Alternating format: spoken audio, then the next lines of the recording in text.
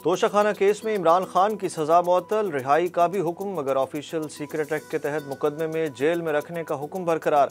Cipher case में chairman PTI की गिरफ्तारी रिहाई में रुकावट बन गई। 8 सफ़ात पर मुश्तमिल तहरीरी फैसला भी जारी। इस्लामाबाद हाई कोर्ट ने साबिक वज़ीर आज़म की सजा मुअत्तली की दरख्वास्त पर फ़रीक़ैन के दलाइल सुनने के बाद गुज़श्ता रोज़ महफूज किया गया फैसला सुनाया। अदालत का इमरान खान को 1 लाख रुपए के मचल के जमा कराने का हुक्म। दूसरी जानिब इस्लामाबाद की ऑफिशियल सीक्रेट एक्ट खसूसी अदालत ने चेयरमैन पीटीआई को साइफर गुमशुदगी केस में अटक जेल ही में जेर हिरासत रखने और कल पेश करने के अहकाम जारी कर दिए। इस्लामाबाद हाई कोर्ट के फैसले पर नून लीग की तनकीद। साबिक वज़ीर आज़म शहबाज शरीफ ने कहा कि चीफ जस्टिस का गुड टू सी यू और विशिंग यू गुड लक का पैगाम इस्लामाबाद हाई कोर्ट तक पहुंच गया।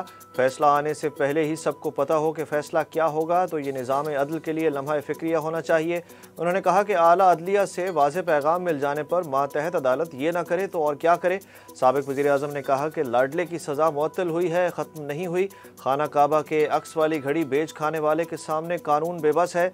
साबिक वफाकी वज़ीर कानून आज़म नज़ीर तारड़ ने इमरान खान की सज़ा मुअत्तली को आर्जी रिलीफ करार देते हुए कहा कि चेयरमैन पीटीआई की सज़ा भी अपनी जगह बरकरार है और नाअहली भी। तहरीक इंसाफ के वकला का तोशाखाना केस में इस्लामाबाद हाई कोर्ट के फैसले का खैर मकदम। पीटीआई के वकील बाबर अवान ने कहा कि सज़ा मुअत्तली के बाद मुलजिम पार्टी चेयरमैन की हैसियत से बहाल हो गया। निगरान हुकूमत को चाहिए कि अदालती फैसले पर अमल दरामद यकीनी बनाए। बैरिस्टर अली जफ़र ने कहा कि इस्लामाबाद हाई कोर्ट ने इंसाफ का तकाजा पूरा किया। केस इस जज के सामने नहीं जाना चाहिए जिसने मिस ट्रायल किया। मैंने कभी जज पर इल्ज़ाम नहीं लगाया, सिर्फ फैसले पर तनकीद की। तोशाखाना तहाइफ नीलामी केस में बुशरा बीबी की जमानत कबल गिरफ्तारी मंजूर हो गई। एहतसाब अदालत के जज मोहम्मद बशीर की रुखसत होने पर ड्यूटी जज अबुल हसनात मोहम्मद जुल्करनैन ने दरख्वास्त पर समाअत की। अदालत ने बुशरा बीबी की 5 लाख रुपए बज़ानती मचलकों के एवज 12 सितंबर तक जमानत कबल गिरफ्तारी मंजूर कर ली। अदालत में वकील सफाई लतीफ़ खोसा ने कहा कि बुशरा बीबी इमरान खान से मिलने जेल गईं। जेल अफसर ने मर्जी का खाना फराहम करने के लिए 10,000 रुपये मांगे। बाद में इल्ज़ाम लगा दिया कि बुशरा बीबी ने रिश्वत देने की कोशिश की है।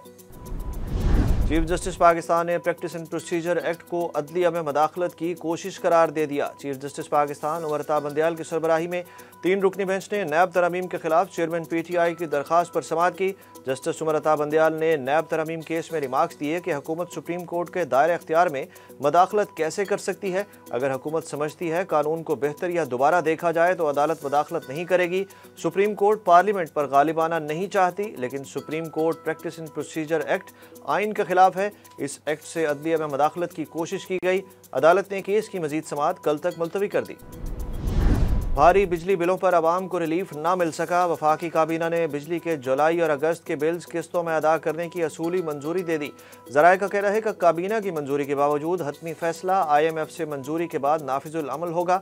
माशी सूरत हाल पर निगरान वज़ीर आज़म अनवारुल हक काकड़ की ज़ेर सदारत होने वाले वफाकी काबीना के इजलास में कहा गया कि IMF की शराइत देखने के बाद कोई फैसला करेंगे। IMF की शराइत में नरमी या इसकी इजाज़त से रिलीफ मिल सकता है। दूसरी जानिब वज़ारत ख़जाना का कहना है कि बिजली बिलों में टैक्सेशन में कमी IMF को एतमाद में लिए बगैर नहीं की जा सकती। बिजली बिलों की टैक्सेस में कमी IMF मुआहदे की खिलाफ वर्जी होगी। मुल्क में जानलेवा बिजली बिलों के खिलाफ एहतजाज का 5वां रोज़। बिजली के बिलों में होने वाले हालिया इजाफे के बायस अवाम में गम व गुस्से की लहर। मुल्क भर में बिल जलाकर मुजाहिरे किए जा रहे हैं। हुकूमत से मुतालबा किया जा रहा है कि बिजली की कीमत में कमी की जाए। कराची, लाहौर, पेशावर, मुल्तान समेत मुख्तलिफ शहरों में भारी बिलों में टैक्सेस की भरमार के खिलाफ एहतजाजी मुजाहिरे। वकला, ताजिर, सियासी और शहरी तंजीमें भी एहतजाज का हिस्सा बन गई। शहर शहर बिल नजर आतिश, सड़कें ब्लॉक कर दी गईं। अवाम का एहतजाज किसी काम ना आया। बिजली की कीमत में मजीद इजाफे की तैयारी। सेंट्रल पावर परचेजिंग एजेंसी ने बिजली की कीमत में ₹2.07 फी यूनिट इजाफे की दरख्वास्त कर दी, जिस पर नेपरा में समाअत कल होगी। CPPA ने जुलाई की फ्यूल प्राइस एडजस्टमेंट की मद में बिजली की कीमत में इजाफे की दरख्वास्त की है। ज़राए का कहना है कि नेपरा ने CPPA की दरख्वास्त मंजूर की तो सार्फिन पर 35 अरब रुपए का बोझ पड़ेगा। डॉलर महंगे से महंगा तर, तमाम हदों को रोंद डाला। पाकिस्तान स्टॉक एक्सचेंज नफसियाती हद से भी नीचे आ गई। इंटरबैंक में डॉलर की कीमत ₹1.91 इजाफे के बाद ₹303.90 की बुलंद तरीन सतह पर जा पहुंची, जबकि ओपन मार्केट में आज डॉलर ₹5 इजाफे से ₹323 का हो गया। दूसरी जानिब स्टॉक मार्केट का 100 इंडेक्स 708 पॉइंट्स की शदीद मंदी के बाद 46,777 पॉइंट्स पर बंद हुआ। हुकूमत का सितंबर में अवाम पर मजीद सितम ढाने का प्लान। आइंदा माह पेट्रोल की कीमत में फिर बड़े इजाफे का खदशा। जराये के मुताबिक ओगरा 1 सितंबर से शुरू होने वाले आइंदा 15 दिन के लिए पेट्रोल के निर्ख में 12 रुपये फी लीटर और डीजल में 14 रुपये 83 पैसे फी लीटर इजाफा तजवीज़ करेगी। बताया जा रहा है कि 16 अगस्त से डॉलर की कदर में इजाफे से शरह मुबादला में 12 रुपये का फ़र्क पड़ा है और इसके साथ ही बैनुल अक़वामी मंडियों में पेट्रोलियम मसनूआत की कीमतें भी बढ़ रही हैं। साबिक वफाकी वजीर शीरी मज़ारी की बेटी और समाजी कारकुन ईमान मज़ारी का हिफाजती जमानत के लिए इस्लामाबाद हाई कोर्ट से रुजू। पुलिस की इस्तदा पर ATC ने ईमान मज़ारी का 3 रोज़ा जिस्मानी रिमांड मंजूर कर लिया।